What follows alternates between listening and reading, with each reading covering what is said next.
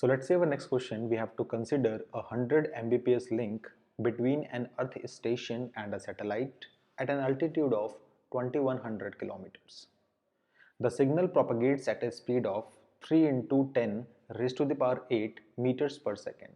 Okay, so ultimately इस question के अंदर हमें दिया गया है कि हमारे पास अर्थ पे एक स्टेशन है और हमारे पास एक सैटेलाइट है जिनकी डिस्टेंस आपस में दे रखी है 2100 किलोमीटर्स. ओके, अर्थ पे जो हमारे पास स्टेशन है उसको हमने बोला है सेंडर है वो, और जो हमारी सैटेलाइट है वो एक्चुअली रिसीवर है. हमें बताना है कि सेंडर से अगर हम यहाँ पे 1000 बाइट्स ऑफ डेटा ट्रांसफ़र करते हैं तो हमें टोटल कितना टाइम लगने वाला है इस कंप्लीट प्रोसेस के अंदर. टाइम हमें निकालना है मिली सेकेंड्स के अंदर, और अगर उसका आंसर डेसिमल में आता है तो हमें उसको 2 प्लेसेस तक निकालना है. Okay, alright. तो हमें पता है लेक्चर वीडियोस में हमने इस टाइप के क्वेश्चंस बहुत सारे किए थे. वहाँ पे हमने देखा था कि जब कभी भी हमें निकालना होता है टोटल टाइम तो हम लोग वहाँ पे मेनली 2 फैक्टर्स को कंसिडर करते हैं. ओके, एक होता है हमारे पास ट्रांसमिशन टाइम और एक होता है हमारे पास प्रोपगेशन टाइम. ओके, नाउ अगर हमने किसी भी तरीके से ट्रांसमिशन टाइम निकाल लिया और प्रोपगेशन टाइम निकाल लिया तो हमारे पास इस क्वेश्चन का आंसर निकल जाएगा. ओके, सो आप सबको पता है कि जो ट्रांसमिशन टाइम होता है उसका फॉर्मूला जो हमारे पास होता है वो होता है length of the packet upon में बैंडविड्थ. ओके, और आपको ध्यान देना है कि जब कभी भी आप ऐसे क्वेश्चंस को सॉल्व करें तो सारी की सारी यूनिट्स आपके पास सेम होनी चाहिए. ओके, तो लेंथ हमारे पास दे रखी है 1000 बाइट्स और जो हमारे पास बैंडविड्थ है वो हमें दे रखी है 100 Mbps. यहाँ पे देखिएगा बी आपके पास स्मॉल है. ओके, सो ये आपके पास हो जाएगा 100 into mega. Mega means 10⁶ bits पर सेकेंड, यानी कि बिट्स यहाँ पे और पर सेकेंड को मैंने चलिए ऊपर लिख दिया. ओके ओके, नाउ ध्यान से ऑब्जर्व करें तो आप पाएंगे डेटा आपके पास दिया है बाइट्स के अंदर, बैंडविड्थ आपके पास दे रखी है बिट्स के अंदर. तो कोशिश कीजिए सब कुछ आप लोगों का बिट्स में ही हो जाए. ओके, सो आपको पता है कि एक बाइट के अंदर 8 बिट्स होती हैं, तो मैंने यहाँ पे बाइट्स को हटा के मल्टीप्लाइड बाई 8 करके इसको बिट्स में कन्वर्ट कर लिया.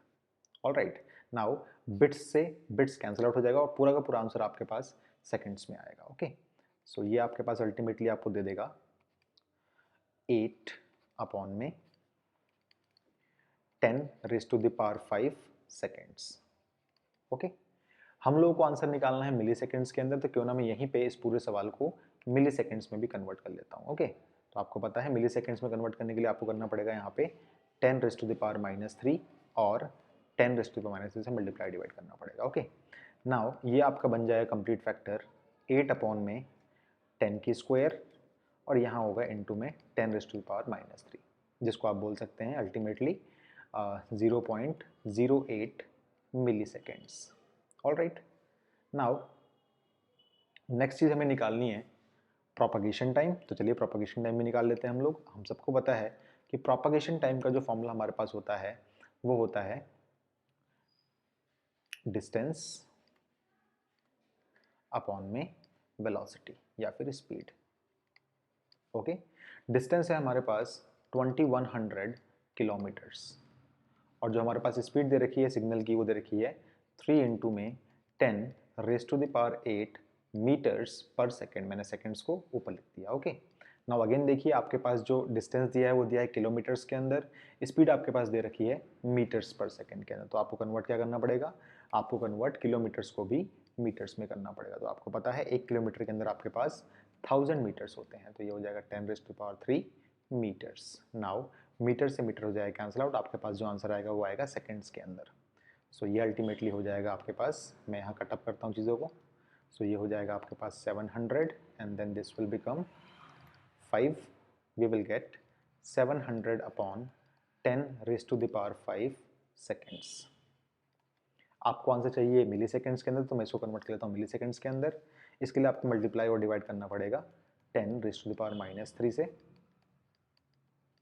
सो आपके पास अल्टीमेटली आंसर आएगा 700 एंड देन अपॉन में 10² इंटू में 10⁻³ जिसको आप अल्टीमेटली बोल सकते हैं 2 0 2 से कैंसिल आउट हो जाएंगे यहाँ पे, ये हो जाएगा 7 मिली सेकेंड्स. ओके, नाउ आपके पास प्रोपगेशन टाइम भी है, आपके पास ट्रांसमिशन टाइम भी है, तो आपको पता है टोटल टाइम जो आपके पास आएगा वो आएगा ट्रांसमिशन टाइम प्लस में प्रोपगेशन टाइम, जो कि आपके पास दिया है 0.08 एंड प्लस में 7 milliseconds. So ultimately you will get what? You will get 7.08 milliseconds. तो आपके पास जो रिक्वायर्ड आंसर है इस क्वेश्चन का rounded off to 2 decimal places वो है आपके पास 7.08 मिलीसेकेंड्स। आपको ध्यान रखना है कि जिस यूनिट में आपसे सवाल ने आंसर पूछा है उसी यूनिट में आपको आंसर निकालना। अगर ये पूछेगा मिलीसेकेंड्स में तो आपने आंसर निकाला है मिलीसेकेंड्स के अंदर, अगर ये पूछता आपसे नैनो सेकेंड्स के अंदर तो आपको आंसर निकालना पड़ता नैनो सेकेंड्स के अंदर। ओके, सो ये इस क्वेश्चन का रिक्वायर्ड सॉल्यूशन किया मैंने।